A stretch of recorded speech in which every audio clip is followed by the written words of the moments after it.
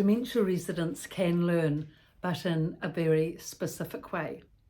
Not to expect that they will have recent memory, because recent memory loss is the biggest problem in a dementia unit. So to work around recent memory loss, this can be done in two ways. Either tapping into past memories, reminiscing, or tapping into and experiencing the present moment in the here and now. So this can be done through observational learning and experiential learning. Take observational learning. Dementia residents do that all day. It's their main form of entertainment and learning. Seeing staff that are coming and going, the doctors coming and going, relatives, what they're up to, regularly visiting visitors. It's a common source of entertainment. It's a very full-on panorama in a dementia unit, because really there is so much going on. Medications, cares, meals, afternoon and morning tea, phone going, lots on, and the view out the window, not to forget that. So that's all observational learning that dementia residents do of their own volition, and very capably, I must say. In fact, there was one dementia resident, and she was the best observer, and she would go around all day, walking around the corridors, giving a constant commentary as to what was going on, who had fallen, who had said what, if someone was having a fight, etc. She knew everything way before the nurses even did. And she'd report the falls, she'd report the arguments. She never came to the workshops, but she was sharp as a button. Is that the expression? Sharp as a tack? Yeah, sorry. So she was a big informer in the unit. She didn't come to the workshops, but her cognition was great because she was learning through observation, which taps into the present moment. Now, the other form of learning is experiential learning, which taps into both present moment and past memory.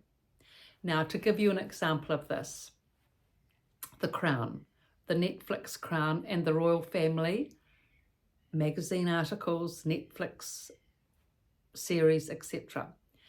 The royal family is actually a really good source of past memory and present moment functioning, because of course for many of these dementia residents in their 80s, 90s, they have been through the whole era with the Queen Elizabeth, former Queen Elizabeth.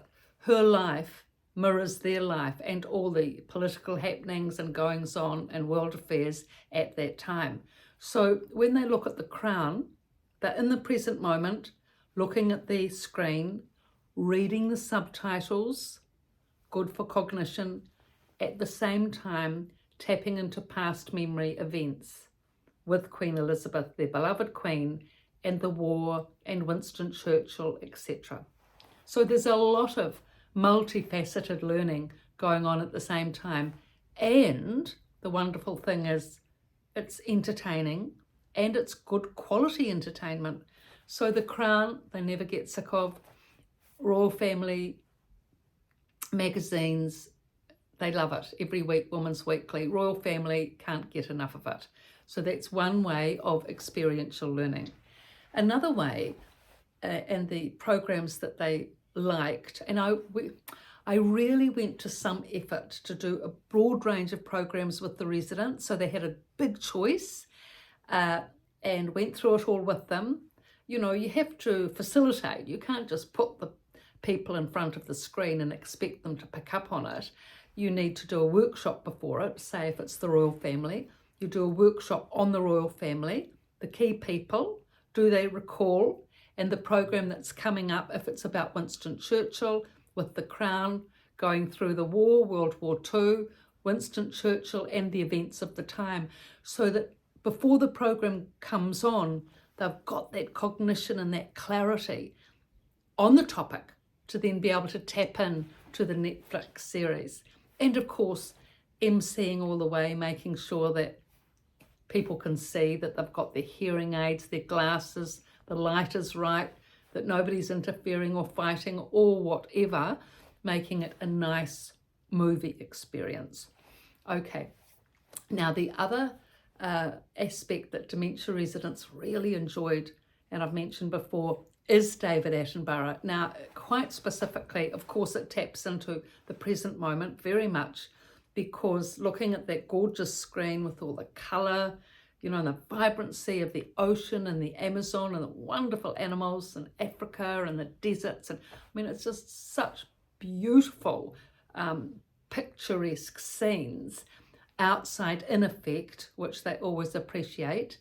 And of course, his slow, mellow voice, which they recognise because they've followed him since the 1950s with the BBC series, which he started. So there's all that familiarity, just like with The Crown. So they're actually tapping into both again, past memory and present memory, multifaceted learning. They never get sick of David Attenborough. They do like the other animal programs, definitely, because there's some fabulous high standard programs out there. But because they're familiar with his voice, his tone, his approach, they can link in more easily with those memories. And as a result of this, they never tire. And there's so many David Attenborough programs to go through, and they can be repeated viewing. I mean, they're so rich in content. And just to let you know, he's 97, he's booked in to do another narration of Planet Earth at that age, 97. How can we not be inspired, you know, as we were with the Queen? I mean, and the dementia residents are so inspired by these two personalities, knowing their age, knowing them well, and they do get tremendous inspiration from them and the efforts they made and are making. And so that's, if you can tap into that process, then it will inspire and motivate the dementia residents as well. And not to forget the Women's Weekly magazines. They do love the Women's Weekly magazines, or the Women's Day, the women, even just flicking through, looking at the pictures and getting all those reminiscing memories going, good for past memory as well. So these are all the ways to be able to tap in to this multifaceted learning, observational learning, experiential learning, and to have that confidence and faith that dementia residents can learn. They absolutely can learn, there's no doubt about it.